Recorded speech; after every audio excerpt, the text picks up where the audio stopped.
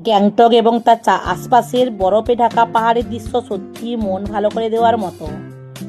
ফেব্রুয়ারির শেষ পর্যন্ত উত্তর সিকিমের ছাঙ্গু লেক, নাথুলা পাস প্রভৃতি বরফ পাওয়া যায়। গ্যাংটক থেকে প্রায় 40 থেকে 60 কিমি দূরে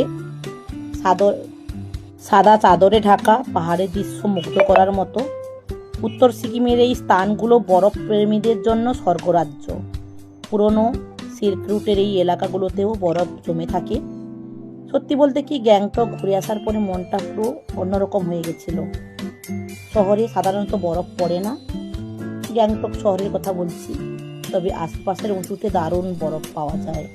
গ্যাংটকের তুষারাবৃত রূপ সত্যি মানুষের মনকে এক অদ্ভুত মায়াবী আনন্দে ভরিয়ে দেয়।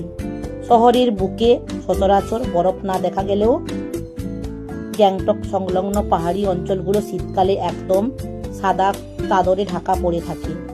যখন প্রকৃতি সাদা সাজে, মন সবার উথাল পাথাল বেড়েছিল। ঘুরতে গেছি, ভিডিও বা ফটো তুলবো না, এ কি হতে পারে? গ্যাংটকের বুকে এই বরফ জমা ঠান্ডায় মনটা কেন জানি এক অদ্ভুত উষ্ণতায় মেতে উঠেছে। মেঘের দেশে